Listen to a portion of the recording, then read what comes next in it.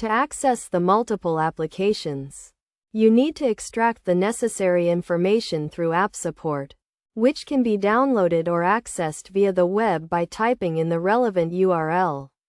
Once you've signed into your account, you'll be able to access various options. But first, you'll need to verify your account.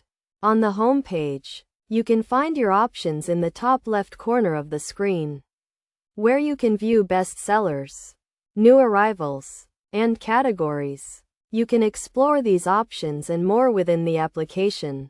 However, if you want to use a different account, you currently cannot do so within the same application. To switch accounts, you'll need to log out of your current account by going to the profile option at the top of the screen and selecting Log Out. Then, you can proceed to log in with a different email address or account. This process is simple and seamless, allowing you to manage multiple accounts by logging out of one and logging into another.